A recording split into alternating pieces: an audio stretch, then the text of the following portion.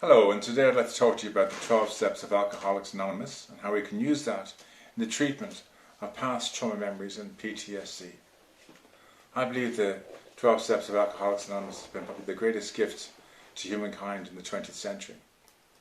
And it's been used in many different difficulties, whether it's addictions or behaviours or habits. And we should in turn be using this for past trauma memories like PTSD. There's 12 steps, and in the big book, each step is individual and separate. The first step is the accepting that we're powerless over our addiction and our lives have become unmanageable. That means that we replace the word addiction or alcohol with past trauma memory or PTSD, or use a word that isn't triggering. I've worked with clients before, and even mentioning PTSD can be triggering. So use a word maybe storm or darkness or alone or isolation or some word that you can use to represent your PTSD, represent your past trauma memory, but isn't triggering for you. It's a safe word to use that describes in detail what you went through without actually being triggered by the event.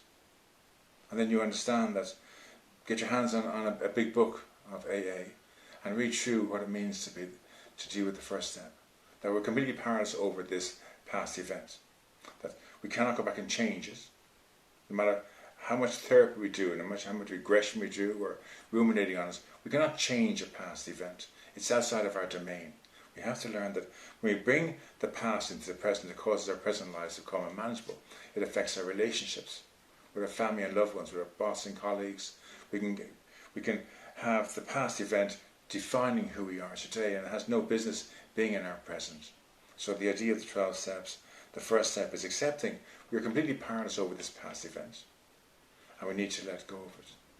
Now I say the 12 steps of AA are 12 distinct steps. They're all different.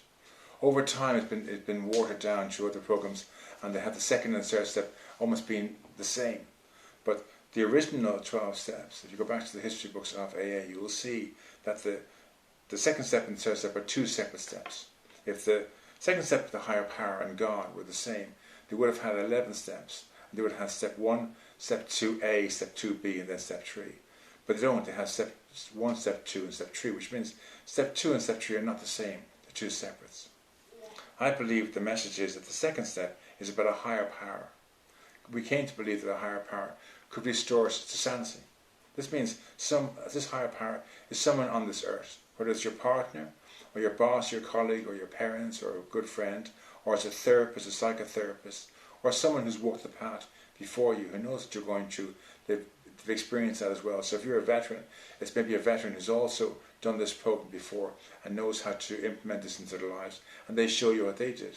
The numbers of videos on YouTube on how to change things, the literature of AA and other fellowships you can check out as well, whether it's OA or NA or GA, they all have something to offer you. You find this literature and these videos and these people to teach you, and they become your higher power. If you're like me, trying to manage on your own, you realise we're powerless to do this. We're not capable of doing it. Everything we've tried hasn't worked. Repeating the same thing over and over again is the first sign of insanity. So we need input from outside of ourselves. That's where we call upon in AA we call it a sponsor. In another form it could be a mentor.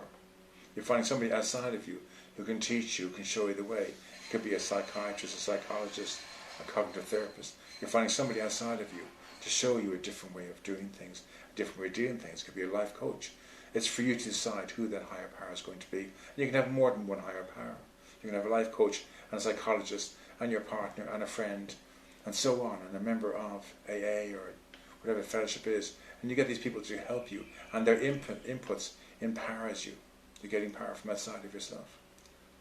Now in AA, the third step says that you embrace God. And it's a God of your understanding. And in the next step I'm going to develop more on that, because this, for PTSD, we have to come at this from a totally one path. There's only one path I believe we can use when it comes to God to heal the past trauma memory. The only recorded in the history of mankind of how to cast out demons. So over the coming weeks I'm going to share more on these steps. But if you're someone who has PTSD, who suffers from past trauma memories, do yourself a favour. Get your hands on a 12 by 12 or in a big book of AA and read through the literature. Maybe attend an AA meeting as a guest and listen to people sharing their story and how it works, and see how you can implement this into your life. But the goal should be for you to be able to let go of your past completely and not have to bring it into the present. You find a way to let it go without it triggering you in the future. Thank you for coming and visiting me today, and I'll see you again next week. Thank you.